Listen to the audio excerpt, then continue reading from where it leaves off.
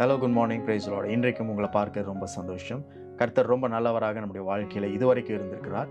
இனிமேலும் அவர் நல்லவராகத்தான் இருக்க போகிறார். ஏனென்றால் நன்மையை தவிர வேறு ஒன்றுமே ஆண்டவர்கிட்ட கிடையாது. தீமையான எந்த காரியமும் சத்துருவிட்டிருந்து வந்தாலுமே அதை எல்லாவற்றையும் நன்மையாக மாற்றுகிற ஒரு வல்லமையை கொண்டவர் தான் தேவன். இன்றைக்கும் அவர் உங்கள் வாழ்க்கையில் நன்மைகளை செய்வார். சங்கீதம் 116 அதிகாரம் 7 வசனத்தில் படிக்கிறோம், என் ஆத்துமாவே கர்த்தர் உனக்கு நன்மை செய்தபடியால் நீ உன் இளைப்பாறுதலுக்கு திரும்பு. ஆண்டவர் உங்களுக்கு சொல்லுகிறார், இப்பொழுது இளைப்பாறு, இனியும் நன்மை செய்வார். வசனத்தின் மூலம் ஒரு காரியத்தை நம்ம புரிந்து கொள்ளணும்.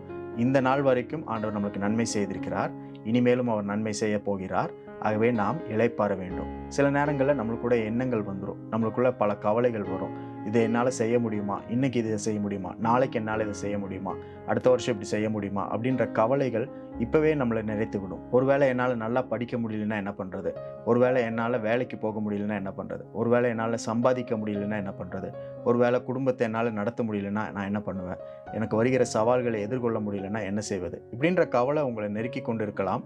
இல்லை எல்லாருடைய மனதிலையும் இப்படி ஒரு காரியங்கள் எப்போவாது வந்து கொண்டே இருக்கும். ஆனால் ஒரு கேள்வியை நான் உங்களுக்கு கேட்கிறேன். ஒருவேளை என்னால் செய்ய முடியலன்னா என்ன செய்வது அப்படின்ற கேள்வியை கேட்கிற நீங்கள், ஒருவேளை என்னால் செய்ய முடிஞ்சா அப்படின்ற கேள்வி நீங்கள் கேட்டிங்கன்னா இப்போ படுற கவலைக்கெல்லாம் அர்த்தமே இல்லாமல் போயிடும். நம்ம பண்ணுறதே டைம் வேஸ்டிங்காக தான் இருக்கும். ஆகவே இந்த வசனம் நம்மளுக்கு என்ன சொல்லுதுன்னா, கர்த்தர் நம்மளுக்கு நன்மை செய்திருக்கிறார், அதனால் இளைப்பாறுவோம். இனியும் செய்ய போகிற நன்மைகள் எல்லாமே கர்த்தர் தான் செய்ய போகிறார், நம்மளால் உருவாக போகிறது கிடையாது. ஆகவே கவலைப்படுகிறதுனால நம்ம எதையும் சாதிக்க போகிறது கிடையாது. இன்றைக்கும் இளைப்பாறிக்கொண்டு தேவன் எல்லாவற்றையும் செய்து முடிப்பார், செய்து கொண்டே இருக்கிறார், இனியும் செய்வார் அப்படின்ற நம்பிக்கையோடு அவரை சார்ந்து அவரை நம்பி இருக்கும் பொழுது உங்களுக்கான எல்லா காரியங்களையும் நீங்கள் பார்த்து அனுபவிக்க முடியும். இதுவரைக்கும் நன்மை செய்தபடியால் நன்றி சொல்லுங்கள், இளைப்பாருங்கள், இனியும் நன்மை செய்வார். God bless you.